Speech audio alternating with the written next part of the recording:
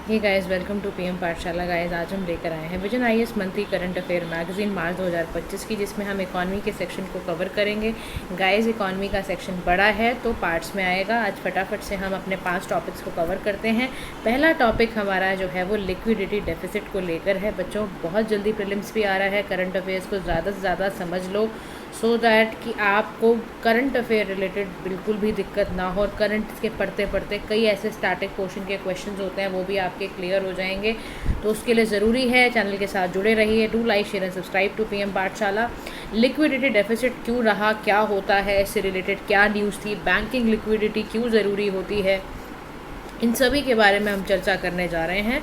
तो देखो क्या हुआ न्यूज़ में, इसलिए था कि हम जानते हैं हमारा जो सेंट्रल बैंक ऑफ इंडिया है, दैट इज़ आरबीआई ने लिक्विडिटी इन्फ्यूजन पर ऑपरेशन को बेसिकली कंडक्ट किया, ताकि हाई लिक्विडिटी डेफिसिट जो है वो बहुत ज़्यादा 15 सालों में देखा गया है कि ऐसा पहली बार हुआ है कि भाई लिक्विड में है ही नहीं चीज़ें, लिक्विडिटी डेफिसिट बहुत ज़्यादा हो रखा है।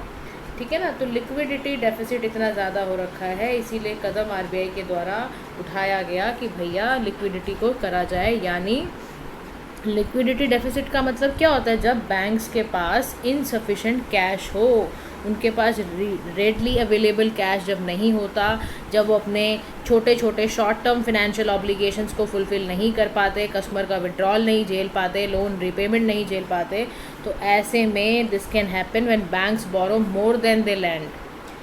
जितना ज़्यादा उन्होंने लैंड नहीं किया, बल्कि उनसे ज़्यादा उन्होंने डिपॉजिट्स रख लिए हैं, बहुत ज़्यादा बोरो कर लिया है, तो ऐसे में एक सिचुएशन क्रिएट हो जाती है लिक्विडिटी डेफिसिट की। तो अब आरबीआई जो होता है, रिजर्व बैंक ऑफ इंडिया, कैसे इंजेक्ट करता है लिक्विडिटी को बैंकिंग सिस्टम में, समझते हैं।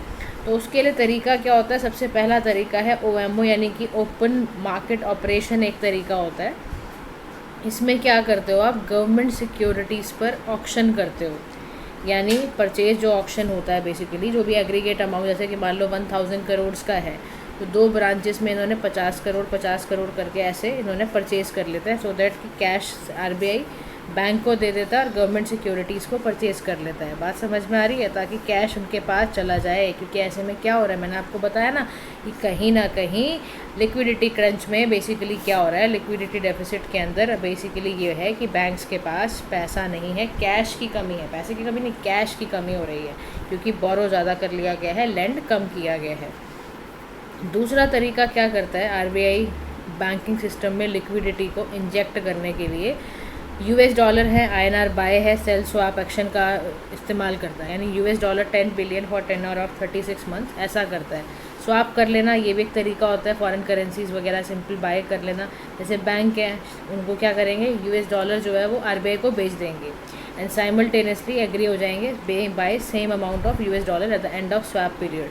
तो एक दो तरीके से ये काम किया जाता है, या तो स्वैपिंग करवा लो कि कुछ आरबीआई क्या करेगा, बेच देगा यूएस डॉलर्स, उससे उनको कैश मिल जाए।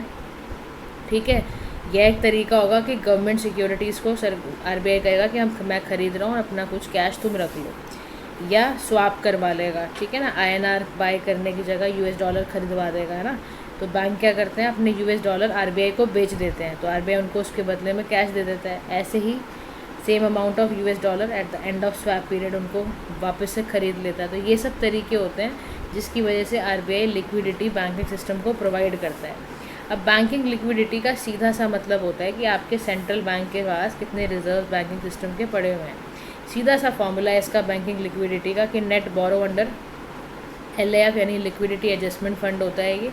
अब क्या होता है ये, माइनस कर दो आप एक्सेस रिजर्व जो मेंटेन किए गए हैं बैंक्स के द्वारा, उससे आपको बैंक की लिक्विडिटी का पता चल जाएगा। अब देखो एलएएफ की बात आई है ना, तो एलएएफ होता क्या है इकोनॉमिक्स के अंदर? लिक्विडिटी एडजस्टमेंट फैसिलिटी तरीके का मॉनेटरी फैसिलिटी टूल है, मॉनेटरी पॉलिसी टूल है। ये इस्तेमाल किया जाता है सेंट्रल बैंक द्वारा, पर्टिकुलरली आरबीआई द्वारा, ताकि वो लिक्विडिटी को मैनेज कर पाए इन द बैंकिंग सिस्टम, और basically short term interest rate को इन्फ्लुएंस करने के लिए किया जाता है। एलएएफ के अंदर ही गाइस रेपो रेट और रिवर्स रेपो रेट, ये सारी स्टोरीज आती हैं। तो समझ लेना, अगर बैंकिंग लिक्विडिटी का फॉर्मूला आपको ज़रूर याद होना चाहिए, that is net borrowing under LAF minus जो भी एक्सेस रिजर्व्स मेंटेन किए गए हैं बाय बैंक्स, वो सारी चीज़ें। इसके साथ ही साथ एक लिक्विडिटी डेफिसिट है, एक लिक्विडिटी सरप्लस है। लिक्विडिटी डेफिसिट का मतलब होता है कि बैंक के पास नेट बोरो ज़्यादा हो चुका है, net borrower from the RBI, यानी जो सिस्टम डिमांड है वो पॉजिटिव है। बैंकिंग सिस्टम का नेट बोरोवर फ्रॉम आरबीआई को लिक्विडिटी डेफिसिट कहते हैं। लिक्विडिटी सरप्लस का मतलब है कि अब ज़्यादा लेंडिंग कर दी गई है। देखो सीधी सी बात है, डेफिसिट के मतलब में बोरोइंग ज़्यादा की है बैंकिंग सिस्टम ने, यानी कमर्शियल बैंक्स ने। लिक्विडिटी का सरप्लस है तो इन्होंने लेंडिंग यानी उधार ज़्यादा दे दिया है। समझ में आ रहा है दोनों। यहाँ पे सिस्टम डिमांड नेगेटिव हो जाता है सरप्लस के अंदर, यहाँ पे सिस्टम डिमांड पॉजिटिव हो जाता है। इतनी सी बात ध्यान रखना, ठीक है। इसके बाद समझो relation with currency in circulation. भाई CIC जो है, करेंसी इन सर्कुलेशन का मतलब है कि बैंक रिजर्व्स कैसे होंगे, बैंकिंग लिक्विडिटी कितनी होनी चाहिए, बैंकिंग रिजर्व। अगर ये कह रहा है कि ना अगर करेंसी इन सर्कुलेशन जो है वो ज़्यादा है, इसका एरो का मतलब समझ लो, इसका मतलब है कि इंक्रीज़ है, बढ़ा हुआ है, तो इस कंडीशन में बैंकिंग रिजर्व्स कम होंगे और बैंकिंग लिक्विडिटी कम होगी। समझ में आया। अगर करेंसी इन सर्कुलेशन कम होगा तो बैंक के रिजर्व ज़्यादा होंगे, is equivalent to banking liquidity ज़्यादा होगी। तो करंट स्टेटस में ऐसा देखा गया, आरबीआई ने देखा भैया जनवरी 2025 में तो इन्होंने अपना माथा ही ठनक गया इनका। इन्होंने कहा कि लिक्विडिटी इतना डेफिसिट हो गया, 15 साल में सबसे ज़्यादा हाई, 3.15 ट्रिलियन के करीबन यहाँ तक हो गया, वो भी डॉलर्स में। तो according to SBI it was 1.59 lakh crore in February 2025। सोचो लिक्विडिटी डेफिसिट कितना ज़्यादा हो रखा है। तो ये चक्कर पड़ गया, इसीलिए आरबीआई को इंजेक्ट करना पड़ रहा है। अब देखो ये क्यों करना पड़ रहा है आरबीआई को। देखो कोई बैंक है, रिजर्व बैंक ऑफ इंडिया है, सेंट्रल बैंक है, ये बड़ी समस्या की बात थी। तो ऐसा क्या होता है, लिक्विडिटी डेफिसिट अगर लगातार बना रहेगा तो उससे क्या फ़र्क पड़ेगा। कह रहा उससे टैक्स आउटफ्लो पे असर पड़ेगा। कह रहा कैसे, कह रहा दिसंबर 2024 में जो कॉरपोरेशंस थे उनको 3 ट्रिलियन के अकॉर्डिंग पेड करना था एडवांस टैक्सेस में, सिग्निफिकेंटली रिड्यूसिंग अवेलेबल लिक्विडिटी। कह रहे अब आप देखो दिसंबर 2024 में लिक्विडिटी डेफिसिट बना कैसे, देखो पहले क्रिएट कैसे हुआ। दिसंबर 2024 के अंदर कॉरपोरेशंस को 3 ट्रिलियन रुपीज़ एडवांस टैक्स पे करना था, जिससे उनकी लिक्विडिटी क्या हो गई, कम हो गई। अभी फंड ट्रांसफ़र हो गया government account with the RBI, they temporarily exit the banking system, उन्होंने टेम्परेली एग्जिट कर दिया और उससे लिक्विडिटी कंडीशन और ज़्यादा ख़राब हो गई। अब इसी चक्कर में एक चीज़ और हो गई। देखो क्या हुआ, जस्ट इन टाइम SNS पर्स ट्रांजिशन होता है। जैसे ही JIT को इम्प्लीमेंट करा गया, सिस्टमिक लिक्विडिटी थी have been impacted through movement in government cash balances.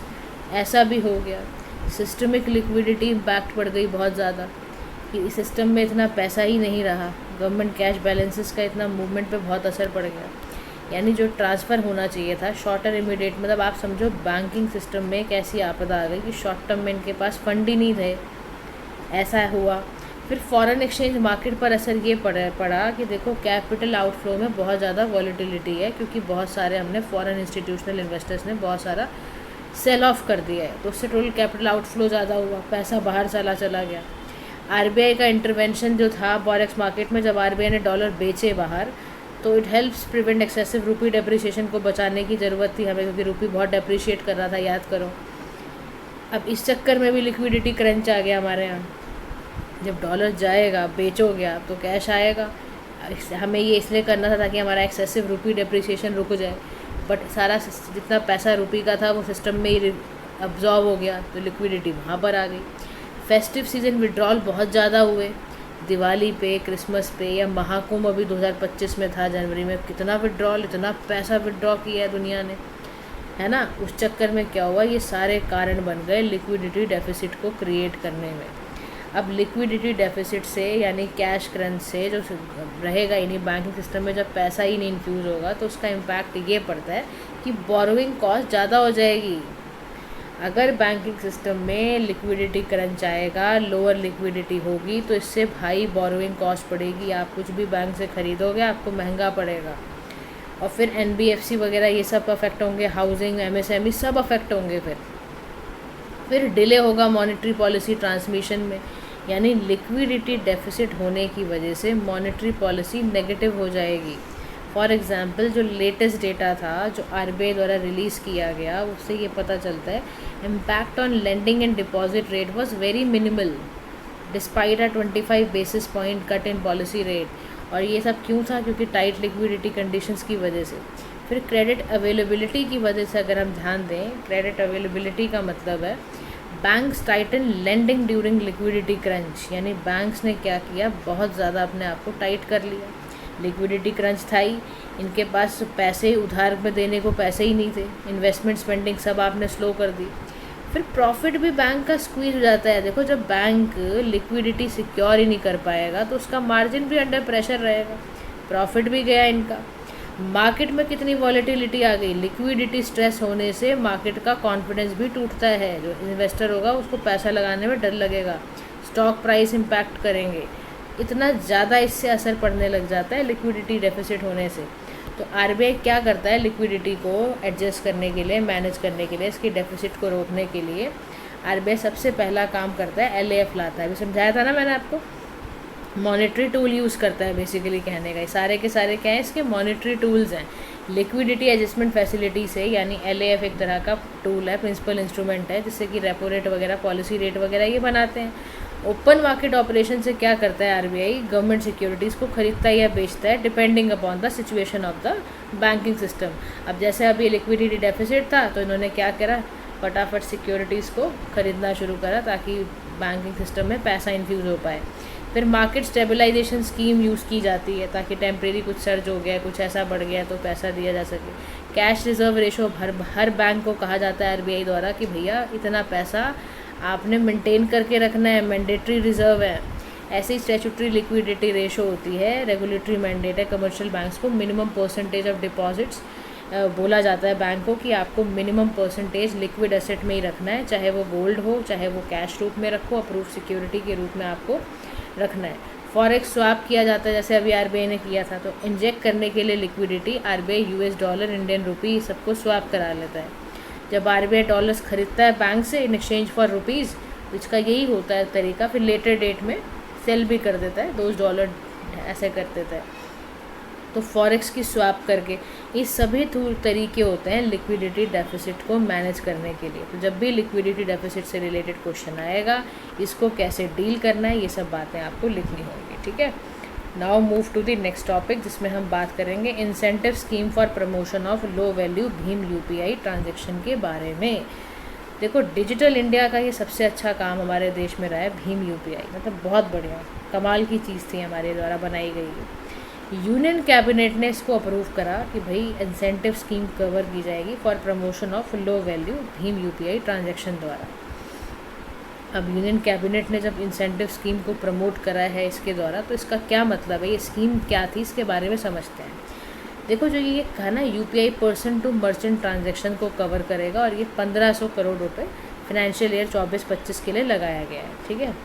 Incentive क्या है इसका, इंसेंटिव इसमें ये बोला जाएगा कि अगर आप यूपीआई ट्रांजैक्शन करते हो तो 0.15% पर transaction will be provided for only UPI transaction up to 2000, या पर्टेनिंग टू जो भी इस कैटेगरी स्मॉल मर्चेंट की होगी उस हिसाब से आपको पैसा इंसेंटिव फॉर्म में दिया जाएगा। इंसेंटिव पे किया जाएगा, किसको पे किया जाएगा, मर्चेंट बैंक को, एक्वायरिंग बैंक को, और शेयर किया जाएगा इशूअर बैंक द्वारा, कस्टमर बैंक द्वारा, और इसमें आपका payment service provider bank, app provider, ये सबसे ये शेयर किया जाएगा।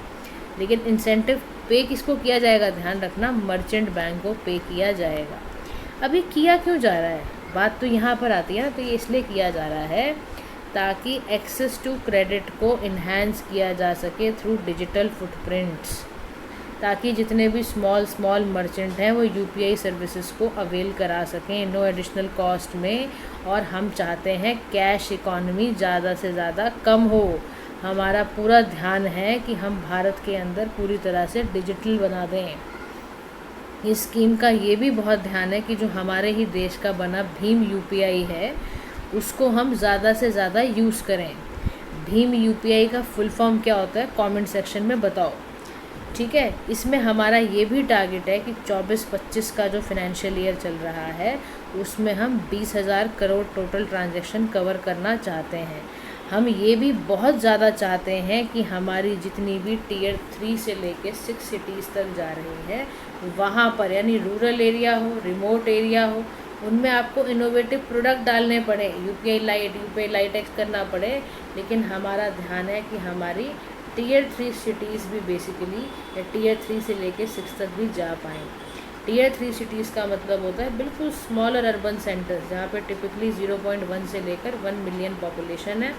ज़्यादातर लोग ट्रेड, एग्रीकल्चर, या जैसे आपकी कोच्चि है, विशाखापट्टनम, नागपुर है, पटना है, ये सब लखनऊ वगैरह टीयर 3 सिटीज़ का पार्ट है, ध्यान रखना। ऐसे ही टीयर 6 सिटीज़ क्या होती है भारत की, वो जगहें जहाँ पॉपुलेशन 5000 से भी कम है, जैसे गैंगटॉक है, बंसवारा है, भद्रेश्वर है, यहाँ पॉपुलेशन बहुत कम होती है। समझ में आ रहा है? तो बिल्कुल स्मॉलर टाउन्स, तो याद रखना चाहे कितना भी छोटा इलाका हो, वहाँ ध्यान है कि किसी भी तरह यूपीआई को घुसाना है। समझ में आया? अब देखो भीम का फुल फॉर्म तो यहाँ आ ही गया है, यूपीआई का भी आ ही गया, बट चलो मैंने पहले ही पूछ लिया आपसे। भारत इंटरफेस फॉर मनी, यहाँ पे जो यूपीआई है एक मोबाइल एप्लीकेशन है जिसको एनपीसीआई द्वारा यानी national payment corporation of India द्वारा बनाया गया था। एक ऐसा सिस्टम है जिसमें multiple bank account single mobile application से काम कर सकता है। 2016 में आया। इसका आने का कारण यही था यूपीआई, भीम यूपीआई का, कि कैशलेस, देखो क्वेश्चन आ जाते हैं पेपर में, भीम यूपीआई कौन से ईयर में आया है, बड़े ध्यान से सोच समझ के पढ़ा करो जब आप पढ़ते हो करंट अफेयर्स को। कैशलेस पेमेंट को प्रमोट करने के लिए और भारत के हर एक इलाके में फाइनेंशियल इंक्लूजन को दूर करने के लिए लेकर आया गया है।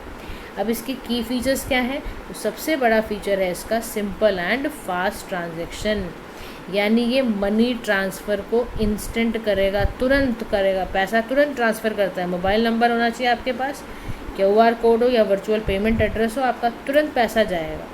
यूपीआई बेस्ड पेमेंट में क्या होता है, मल्टीपल अकाउंट में आप वर्क कर सकते हो, आपको IFSC कोड, अकाउंट डिटेल्स की ज़रूरत नहीं है, आपको सिर्फ यूपीआई पिन और डिवाइस की बाइंडिंग SMS आना चाहिए, बस हो गया काम आपका।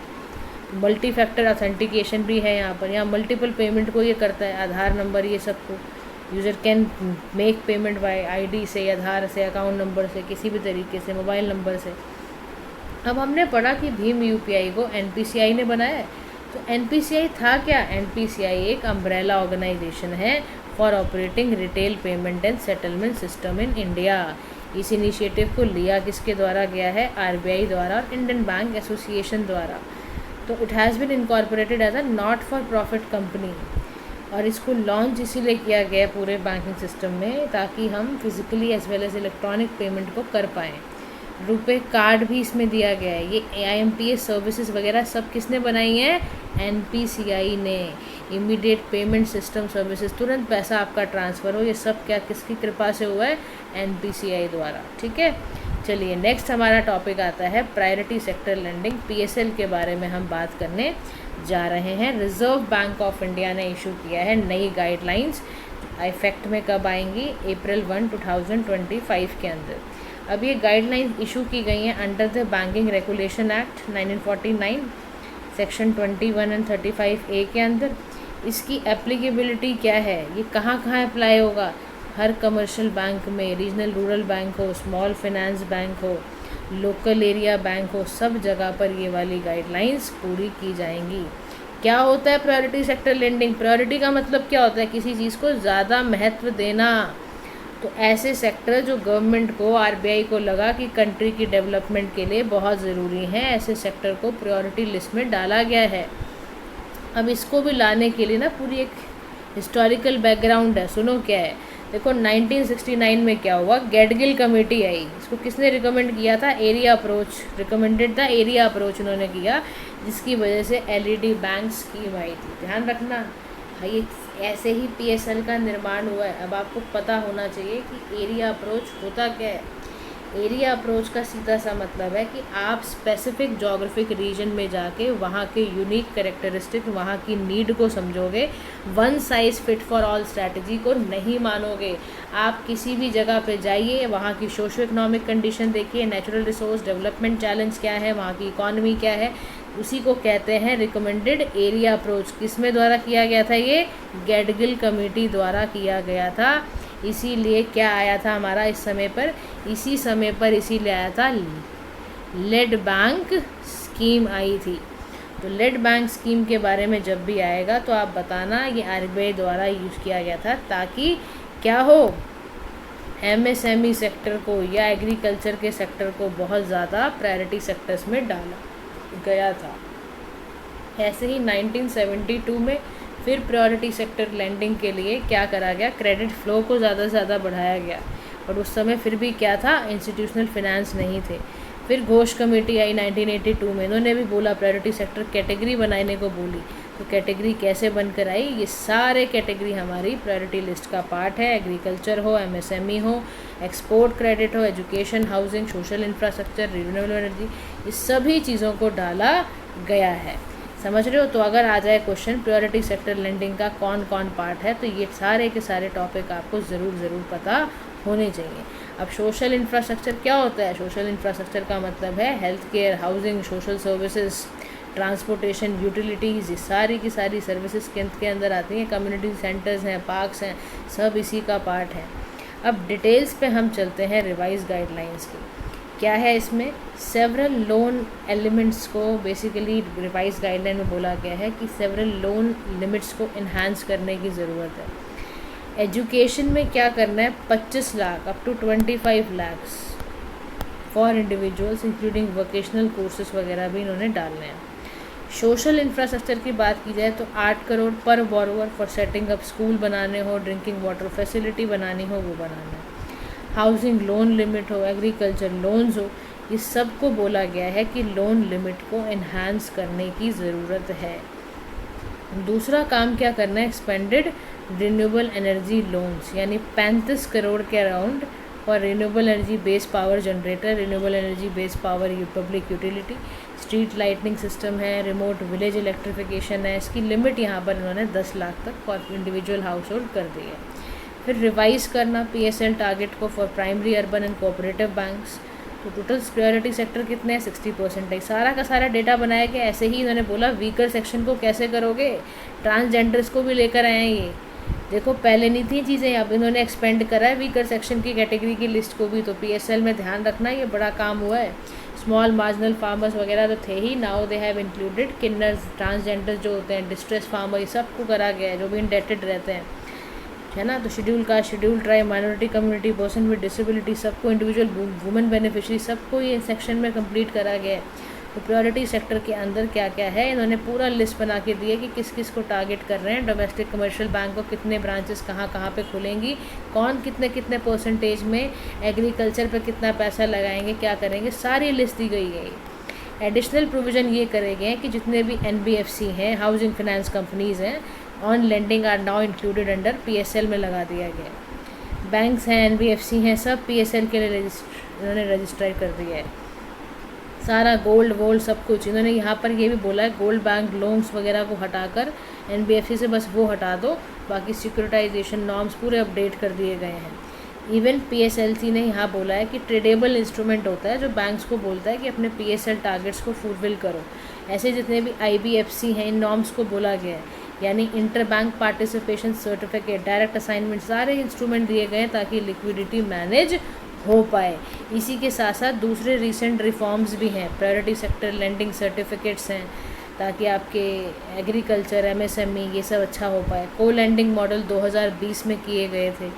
ऐसे ही RBI ने एक ड्राफ्ट फ्रेमवर्क बनाया फॉर को लेंडिंग अरेंजमेंट्स। तो कंक्लूडिंग लाइन में यहाँ बोल रहा है कि प्रायोरिटी सेक्टर लेंडिंग भारत के अंदर एक क्रिटिकल जंक्चर है ट्रांसफॉर्मेशन का। तो ये चैनलाइज किया जा सके, इसका स्ट्रक्चरल रिफॉर्म हो सके, इसमें डेटा अच्छा सा डाला जा सके, तो उसके लिए कह रहा है कि ना आप AI, machine learning, satellite imaging का इस्तेमाल करो ताकि जो प्रायोरिटी सेक्टर लेंडिंग का काम है ये और अच्छा हो पाए। और भारत को इसके लिए रिवाइटलाइज करने की ज़रूरत है। हमें बहुत ज़्यादा इनपुट बेस्ड टारगेट से आउटकम बेस्ड अप्रोचेस पर चलना ही पड़ेगा।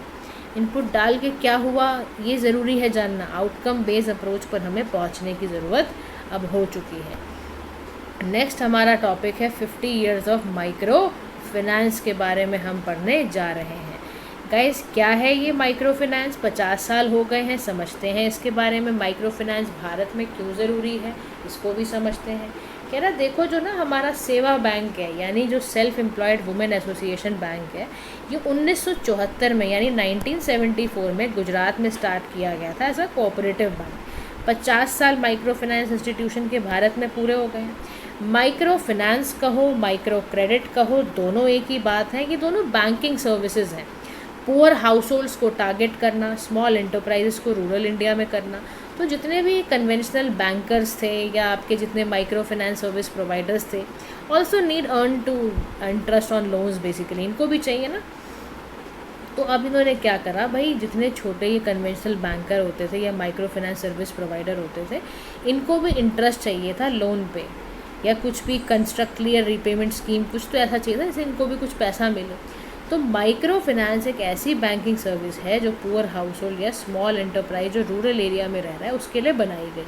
अब इसकी सर्विस क्या होती है, माइक्रो फाइनेंस क्या सर्विस दे रहा है, ये बेसिकली पुअर हाउस होल्ड्स को या स्मॉल एंटरप्राइजेस को उधार पे सब देता है पैसे, बट कुछ डिपॉजिट भी करा लेता है। सम MFIs ऐसे भी हैं माइक्रो फाइनेंसेस जहाँ वो फाइनेंशियल सर्विसेज भी देते हैं, इंश्योरेंस देते हैं, एडवाइस देते हैं, ट्रेनिंग देते हैं किसी तरह की ज़रूरत है।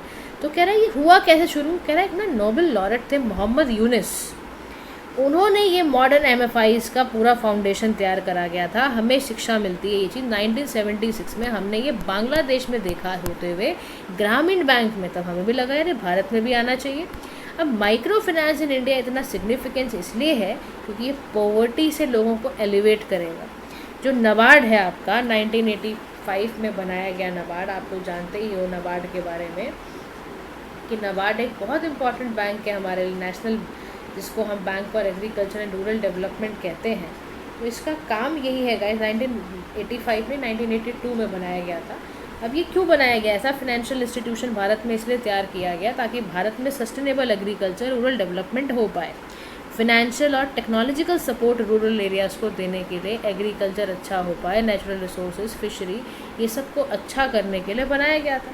फिर इकोनॉमिक ग्रोथ, एंटरप्रेन्योरशिप प्रमोशन भी करता है। 46% आप समझ लो माइक्रो फाइनेंस लोन्स हैं आर प्रोवाइडेड टू फैमिली जिनके पास मंथली इनकम 20,000 से कम है, या जिनके पास भी इनकम जनरेशन नहीं हो रहा या वर्किंग कैपिटल में ज़रूरत है तो उसको भी माइक्रो फाइनेंस पैसा दे रहा है। वुमेन के लिए तो बहुत ज़रूरी है भाई, जितने भी वुमेन लेड आपके सेल्फ हेल्प ग्रुप चल रहे हैं वहाँ पर उनकी वुमेन की कंडीशन को 88% इम्प्रूव करने के लिए बहुत अच्छा माइक्रो फाइनेंस काम कर रहा है। कह रहा है केरला का एग्जाम्पल सबसे अच्छा है, कुदुमश्री में ये बहुत बड़ा इन्होंने फाइनेंशियल स्टेटस वगैरह को इन्हांस करने का काम किया है। तो माइक्रो फाइनेंस का बेसिकली इवॉल्व पूरा एक स्ट्रक्चर है। ट्रेडिशनल माइक्रो फाइनेंस है, इकोनॉमिक रिफॉर्म्स हुआ, फिर ट्रांसफॉर्मेशन नहीं रहा है, फिर फ्यूचर एम्ब्रेस कैसे करने की ज़रूरत है, ये सारा का सारा इवॉल्व यहाँ पर किया गया। अब फाइनेंशियल इंक्लूजन में यहाँ पर क्या बात आती है कि जो माइक्रो फाइनेंस है वो गैप्स को फिल करते हैं लेफ्ट बाय जो ट्रेडिशनल बैंक्स पैदा कर देते हैं, जैसे मार्जिनलाइज फैमिलीज़ हैं, है ना, जो बेचारे फॉर्मल फाइनेंशियल सिस्टम से नहीं जुड़ पा रहे हैं, तो वो किससे जुड़ेंगे, तो उसके लिए MFI तैयार करा गया। सोशल इम्पैक्ट बहुत पड़ता है इससे, आपका education, health care, family violence में रिडक्शन होएगा, है ना। ऐसे उज्जीवन जो आपका स्मॉल फाइनेंस छोटा कदम करके है, ये इनिशिएटिव लिया गया ताकि primary health centres and hospitals को फ़ायदा हो पाए, रिनोवेट हो पाए। लेकिन माइक्रो फाइनेंस भारत में इतना आसान भी गाइज नहीं है। क्यों आसान नहीं है, इसका सबसे बड़ा कारण है हमारा उधारी बहुत ज़्यादा है। इन सम केसेस ऐसा देखा जाता है कि इंडिविजुअल मल्टीपल माइक्रो फाइनेंस से बहुत लोन ले लेते हैं और डेट ट्रैप में फंस जाते हैं, मतलब कर्ज़े पे कर्ज़ा ऐसा हो जाता है। तो 8 से 10% सेक्टर जो उतने हैं वो लिंक टू बोरोवर्स हैं। उसके बाद इंटरेस्ट रेट की बात करोगे तो जो माइक्रो फाइनेंसेस हैं affordable source of credit to the poor के लिए बनाया गया था ना, लेकिन ये high interest can make it difficult for borrower, क्योंकि उसके लिए बहुत दिक्कत हो जाती है। दे यूजुअली गिव 12% पर कभी कभी इनका इंटरेस्ट रेट चला जाता है 30%, क्या खाएगा जो ज़रा गरीब आदमी है। फिर रेगुलेशन गवर्नेंस की बात की जाए तो as a registered as society cooperatives form में ट्रांसपेरेंसी होती नहीं है, RBI रेगुलेट कर नहीं रहा, कोई स्टेट गवर्नमेंट कर नहीं रही, तो ये अपनी मनमानियाँ करते हैं। कोलेट्रल कुछ होता नहीं है, डिफ़ॉल्ट का हमेशा डर लगा रहता है, इससे इनका पास पैसे की किल्लत रहती है। फिर सूटेबिलिटी की दिक्कत है, सस्टेनेबिलिटी की, सोशल इम्पैक्ट, फाइनेंशियल सस्टेनेबिलिटी का बैलेंस नहीं कर पा रहे ये लोग। एक्सटर्नल शॉक ऐसा लग जाता है, कोई नेचुरल डिज़ास्टर आ जाए, कोई इन्वायरमेंटल फैक्टर पड़ जाए तो भी नहीं चल पाता। इसका इनका नॉन परफॉर्मिंग एसेट बहुत बड़ा राइज ही हुआ है, लाइक कम नहीं हुआ, इनको इतनी इकोनॉमिक अनसर्टेनिटी की प्रॉब्लम है। फिर इनिशिएटिव कौन से ऐसे लिए जाएँ और गवर्नमेंट द्वारा फॉर स्ट्रेंथनिंग माइक्रो फाइनेंस, तो self help group bank linkage programme तैयार करा गया है ना। उसके बाद प्रधानमंत्री मुद्रा योजना है to allow small business to borrow micro credit up to ₹20 lakh. फिर आरबीआई ने अलाउ किया 2014 में नॉन डिपॉजिट एक्सेप्टिंग आपका एनबीएफसी या एमएफआई ताकि बिजनेस कॉरेस्पॉन्डेंट्स को मिल पाए। फिर रेगुलेटरी फ्रेमवर्क है वो सब किया जा सके। फिर ये सब तरीके ना भारत में चले हैं, सरकार पूरी तरह से तैयार है कि माइक्रो फाइनेंस को और ज़्यादा बढ़ाया जाए, अच्छा किया जाए, चाहे एनबीएफसी से या नाबार्ड के साथ इनको जोड़ा भी गया था। तो वे फॉरवर्ड में यहाँ कह रहा है कि हमें ना सबसे पहले एक बात समझनी होगी कि हमें ना लिमिट करना चाहिए नंबर ऑफ़ लेंडर्स को पर बॉर टू 3 from 4। ये बहुत ज़रूरी है हमारे लिए, ठीक है, ताकि हम आउटस्टैंडिंग लोन जो हैं पर बॉरोवर 2 लाख से लेके 3 लाख तक दें, इससे ज़्यादा ना करें हम। उसके बाद हम ना ट्रांसपेरेंसी की दिक्कत बता रहे हैं ना कि कहीं डिफ़ॉल्टर ना निकल जाएं, तो उसके लिए ना आप आर्टिफिशियल इंटेलिजेंस और मशीन लर्निंग का इस्तेमाल करो ताकि रीपेमेंट बिहेवियर वगैरह को एनालाइज किया जा सके अच्छे ढंग से। MFIs can be classified under various sectors है, हाउसिंग है, क्लाइमेट एक्शन है, वाटर सैनिटेशन है, इसमें इनको बोलो यूज़ करा जाए। फिनेंशियल लिटरेसी की बात की जाए तो उससे फिर ना इनका क्या होगा, फिनेंशियल इंक्लूजन वगैरह इंप्रूव होगा।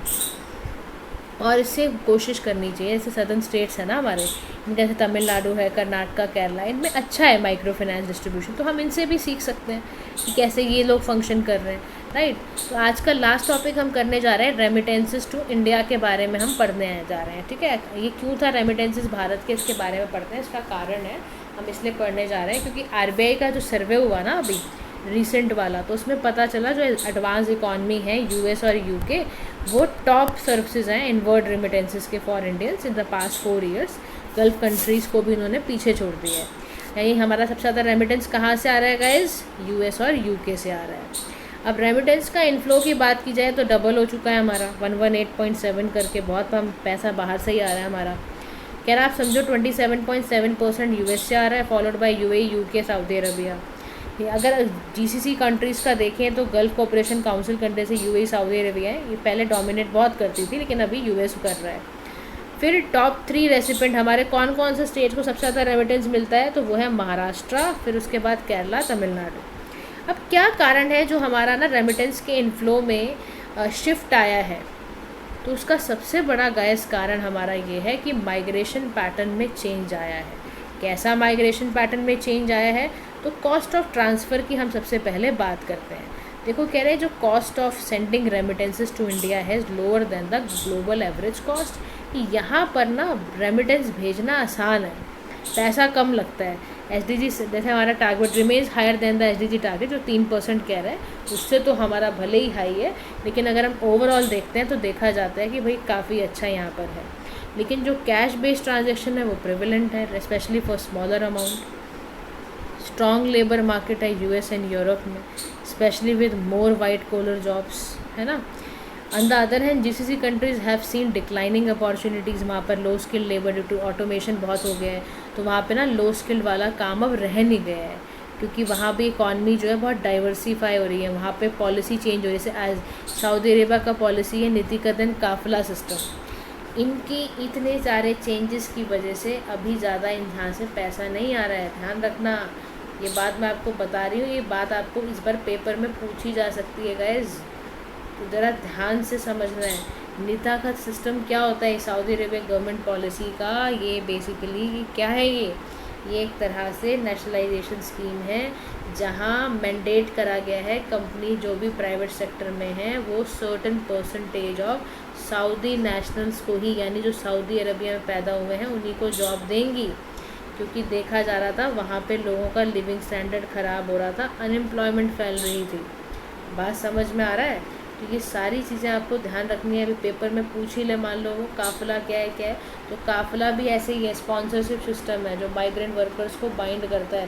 कहता है कि जी अगर आप हमारी कंट्री में 10 साल के लिए कहीं नहीं जा सकते, एग्जाम्पल दे रही हूँ मैं, 10 साल, 2 साल, 4 साल, तो सऊदी सिटीजन्स को काफिल कहते हैं ये लोग, ठीक है। और काफिला मतलब ये होता है कि जहाँ पर आप स्पॉन्सरशिप सिस्टम है जो बाइंड करेगा माइग्रेंट वर्कर्स को to their employers, granting them extensive control over worker के एम्प्लॉयमेंट रेसिडेंसी पे बहुत ज़्यादा असर डालेगा। बात समझ रहे हो। इसी के साथ साथ कनाडा, यूके, ऑस्ट्रेलिया में बहुत ज़्यादा हाई एजुकेशन डेस्टिनेशंस हैं, तो यहाँ पर बच्चे सारे मूव कर जा रहे हैं। तो Indian migration to the UK जो है बहुत ट्रिपल हो गई है, मतलब बहुत ज़्यादा लोग यूके जा रहे हैं इंडिया से माइग्रेट होकर, 76,000 से लेकर 2.5 लाख तक लोग जाते हैं यहाँ पर। अब हमारे सामने ना एक सवाल ये आता है कि ना रेमिटेंसेस हमारी इकॉनमी के लिए क्यों इम्पॉर्टेंट है। तो सबसे बड़ा कारण है बैलेंस ऑफ पेमेंट्स, यानी कि while financing around half of India's merchandise trade deficit, net जो हमारा रेमिटेंस रेसिपेंट है have been an important absorber of external shocks. यानी देखो, रेमिटेंस से हमारी इकॉनमी को सबसे बड़ा फ़ायदा ये होता है कि हमारे पास जब बाहर का पैसा रहेगा तो ट्रेड डेफिसिट की प्रॉब्लम ख़त्म होगी। दूसरा, किसी भी एक्सटर्नल शॉक से हम बच जाएंगे। हाउस होल्ड की बाने तो देखो, अगर पैसा आएगा तो स्टैंडर्ड का हमारे लोगों का बढ़ेगा ना, लिविंग स्टैंडर्ड। आप सोचो, जो लिविंग स्टैंडर्ड केरला के लोगों का, आप समझो केरला का स्टेट डोमेस्टिक प्रोडक्ट 36% है, यानी वहाँ की पर कैपिटा इनकम कितनी अच्छी है। अमीर लोग होते हैं वहाँ पे, कोई गरीब नहीं मिलेगा आपको केरला में ऐसे। फिर मैक्रो इकोनॉमिक रोल की बात की जाए तो remittances account for 3 to 3.5% India के GDP पर है सिंस 2000, है ना। तो यानी मैक्रो की अगर बात की जाए तो FDI को इससे हम और इन्वाइट करते हैं। ग्लोबल क्राइसिस से हम बचे रहेंगे, पैंडमिक वॉर के टाइम पे हमारी इकॉनमी रन करती रहेगी, फूड, हेल्थ केयर, एजुकेशन हमारा अच्छा रहेगा। उसके बाद ये कह रहा है कि रेमिटेंसेस की वजह से क्या होता है, कैन लीड टू रिड्यूस, हमारे कंट्री का ना रिस्क ख़त्म रहेगा, कम से कम रिड्यूस रहेगा। Marginal cost of raising revenue बढ़ेगा, हमारा रिड्यूस होगा रेवेन्यू को रेज करने का। फिर ना हमारा ना गवर्नमेंट की सस्टेनेबिलिटी को इम्प्रूव करने के लिए कि सरकार सस्टेन रहे, तो देखो अगर जितना अच्छा हमारा इकोनॉमिक क्लाइमेट रहेगा, पॉलिटिकल क्लाइमेट रहेगा, उतने ज़्यादा इन्वेस्टर भी आएंगे हमारे पास।